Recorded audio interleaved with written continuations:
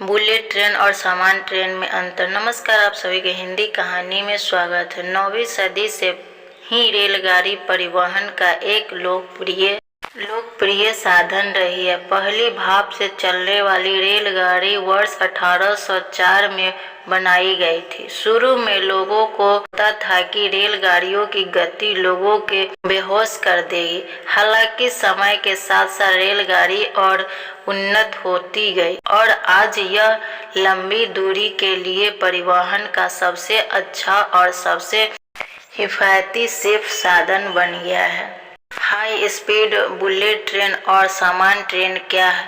Bullet train 250 kilometre प्रति घंटे या उससे अधिक की गति से चलने वाली ट्रेनों की स्पीड ट्रेन या बुलेट ट्रेन कहा जाता है।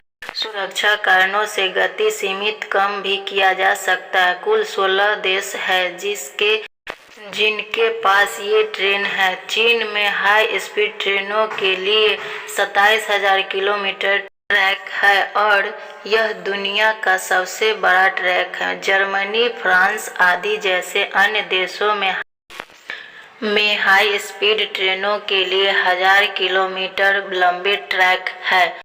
सामान्य ट्रेन जो रेलगाड़ियां गिट्टी वाली पटरियों पर चलती है और जिनकी गति लगभग 160 किमी प्रति घंटा होती है तथा कुछ मामलों में 200 किमी प्रति घंटा होती है, वे सामान्य रेलगाड़ी होती है। बुलेट ट्रेन संरचना। कुछ ट्रेन केवल बुलेट ट्रेनों के लिए बनाए गए हैं। कुछ अन्य ट्रेन भी हैं जिन्हें हाई स्पीड ट्रेनों के संरचना के लिए अपग्रेड किया गया है। हाई स्पीड ट्रेनों के लिए विशेष रूप से बनाए गए ट्रैक की गति सीमा कम से कम 250 किमी घंटा होनी चाहिए। दूसरी ओर उस पटरियों का 200 किमी घंटा की गति सीमा बनाए रखी जानी है जिन्हें उच्च गति ट्रेनों के लिए उन्नत किया गया है। ज्यादातर मामलों में देखा गया है कि बुलेट ट्रेन पारंपरिक ट्रेन पर ही चलती है, लेकिन ये ट्रेन ऐसी सामग्री से बनाए जाते हैं कि जो ज्यादा मजबूत होती है। इन ट्रैक पर ट्रेन के लिए कुल 2 इंजन या पावर का होना जरूरी है। ये दोनों इंजन दोनों छोर पर लगे होते हैं। छतों पर कुछ पेंटोग्राफ लगे होते हैं और इससे ही इन ट्रेनों को पावर मिलती है। नियमित रूटीन संरेखण का एक बड़ा हिस्सा भी सीधा रखा जाता है और यह उच्च गति का सर्वप्रथम करता है। यह सच है कि अधिकांश देशों में इस बुलेट ट्रेनों के लिए समर्पित ट्रेन है, हालांकि वे बहुत कम गति के साथ पारंपरिक पटरियों पर भी चल सकते हैं। सामान्य रेलगाड़ियां अवसंरचना। सामान्य रेलगाड़ियां ही हैं जिन्हें परिवहन की पृष्ठभूमि बदल दी है। ऐसा तब हुआ जब वर्ष 1757 में पहली बार इंग्लैंड में लोकोमोटिव लॉन्च किया गया। लोकोमोटिव ट्रेन का वह हिस्सा होता है जो ट्रेन के दूसरे हिस्सों को चलने में मदद करता है। इसके ठीक बाद रेल मार्ग का निर्माण शुरू हुआ। इसके अलावा मालवाहक गाड़ियों के साथ साथ यात्री गाड़ियां भी भाप से जुड़ी हुई थी।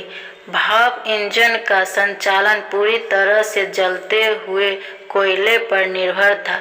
इसका उपयोग बॉयलर में पानी को गर्म करने के लिए किया जाता था। जब पानी वाष्पित हो जाता था तो भाप वाल्वों के माध्यम से बाहर निकलती थी। इससे पिस्टन को आगे पीछे करने में मदद मिलती थी। फिर पिस्टन की गति को ट्रेन के पहियों में स्थानांतरित किया जाता था और इससे ट्रेन की गति को गति मिलती थी। बुलेट ट्रेन का कार्य। बुलेट ट्रेनों में चुंबकीय उत्तोलन होता है। ये विद्युत चुंबकीय इन बुलेट ट्रेनों को रेलवे ट्रैक के ठीक ऊपर बहुत कम दूरी पर ऊपर उठाते हैं। इन ट्रेनों द्वारा जोर भी पैदा किया जाता है। और यही जोड़ ट्रेनों को आगे बढ़ने में मदद करता है।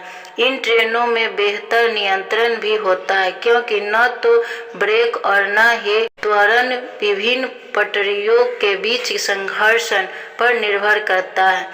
इसके अलावा ट्रेनों का निर्माण भी बहुत आसान नहीं है। सामान्य ट्रेन कार्य इसके बाद भाप इंजन की जगह नई तकनीक ने ले ली। इस दौरान डीजल इंजन अस्तित्व में आए। उसके बाद कुछ ऐसे इंजन आए जो बिजली से चलने लगे। ये वे इंजन थे जिन्हें बाद में डीजल इंजन की जगह ले ली। बुलेट ट्रेन की जरूरत क्यों है? हवाई यात्रा दिन प्रतिदिन सस्ती होती जा रही है। नतीजा हवाई यात्रा की मांग काफी हद तक बढ़ गई है।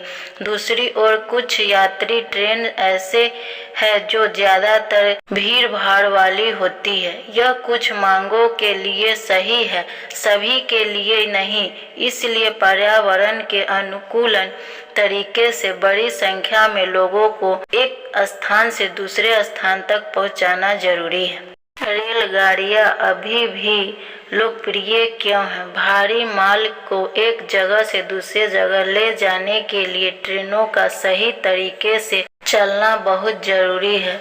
शुरुआती सालों में भाप से इंजन को चलाने के लिए कोयले का इस्तेमाल किया जाता था, लेकिन आज ऐसे बिजली संयंत्र है इस ट्रेनों को चलाने में मदद करते हैं। हवाई जहाज और ऑटोमोबाइल के आविष्कार के साथ ट्रेनों की लोकप्रियता भी काफी हद तक कम हो गई है। ऐसा इसलिए क्योंकि इसके आविष्कार के साथ साथ लोग अपने गंतव्य तक बहुत अधिक गति से पहुंचने में सक्षम थे। लेकिन आज यात्री ट्रेनों का एक नया वजह है। वे मुख्य रूप से बड़े शहरों के भीतर और आसपास लोगों को ले जाते हैं। ये रूट तय होते हैं और इनमें ट्रैफिक जाम भी नहीं होता है।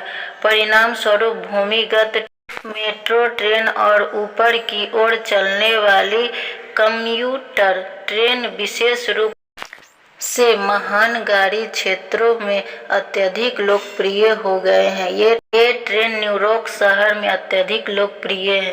वीडियो अच्छी लगे तो लाइक एंड सब्सक्राइब करें, दूसरे लोगों को शेयर करें। Thank you.